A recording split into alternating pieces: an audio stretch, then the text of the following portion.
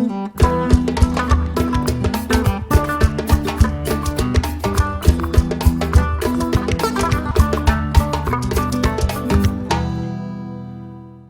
Messieurs, merci de votre fidélité renouvelée à Synapse TV. Bonjour et bienvenue dans YouFlash que nous démarrons direction Nigeria pour parler de l'ingénierie qui joue un rôle crucial dans l'économie du pays aux côtés de la science et de la technologie. La Société nigériane des ingénieurs a récemment ouvert un centre d'innovation à Abuja visant à promouvoir la numérisation des activités des professionnels de l'ingénierie. Ce centre servira de hub pour la collaboration et l'innovation tout en offrant des formations et des ressources pour encourager l'adoption des technologies numériques au sein des entreprises et des organisations.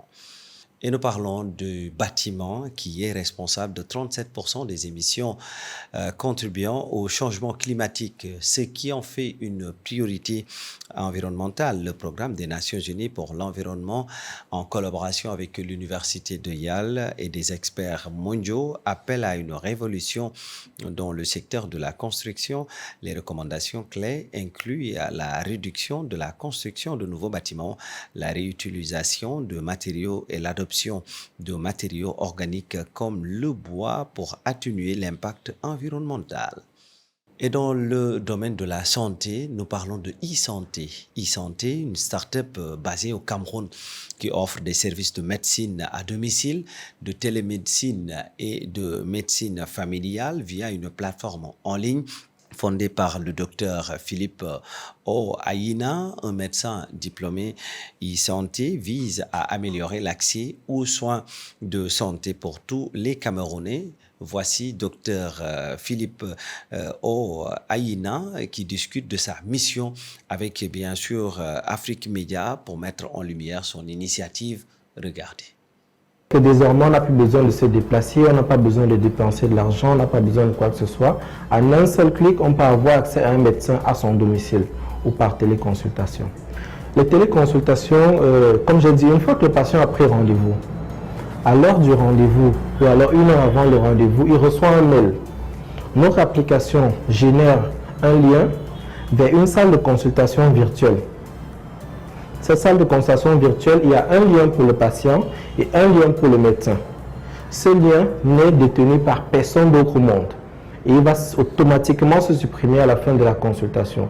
Donc lorsque vous recevez le mail avec le lien vers cette salle de consultation virtuelle, à l'heure de la consultation, vous cliquez sur le lien, vous entrez dans la salle de consultation virtuelle, le médecin vous y retrouve, vous pouvez discuter par appel vidéo, par message, en audio, en partage d'écran, et à la fin de la consultation, le médecin peut d'emblée vous transférer une ordonnance. Déjà, ce qu'il faut savoir, c'est qu'en termes de télémédecine et même en termes d'utilisation des solutions informatiques dans le domaine de la santé, il y a des normes. Il y a des normes qui permettent de garantir la sécurité du patient, la sécurité des données du patient et la sécurité de l'intimité du patient. Donc, à partir du moment où notre application a été conçue selon ces normes ISO, on peut garantir que de façon nationale ou internationale, nous sommes en sécurité. Parce que nous utilisons tous les protocoles de sécurité requis pour ce type d'application. Donc on peut garantir que nos patients et leurs données sont protégés.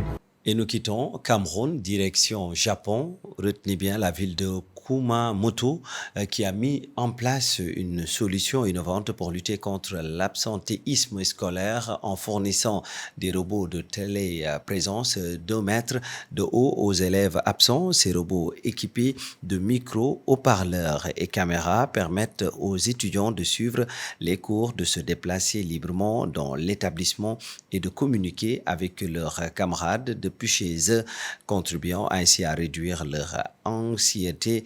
Cette initiative vise à favoriser la participation continue à l'éducation tout en intégrant la technologie dans le processus d'apprentissage. Nous en venons à l'heure d'attaquer notre portrait du jour. Thomas Sankara, une figure emblématique en Afrique et dans le monde, est salué pour son engagement envers les valeurs progressistes, la justice sociale et l'autosuffisance économique de son pays.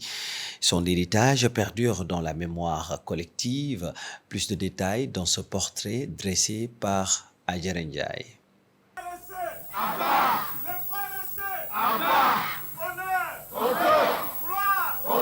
Thomas Sankara était un homme politique et militaire burkinabé qui a marqué l'histoire de son pays et du continent africain par son engagement en faveur du progrès social, de la justice et de la lutte contre la corruption. Né le 21 décembre 1949 à Yako, Haute-Volta, aujourd'hui Burkina Faso. Je me retrouve un peu comme un cycliste qui grimpe une pente raide, qui a à gauche, à droite des précipices.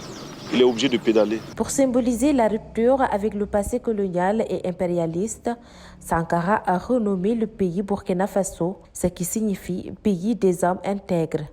Il a égalification.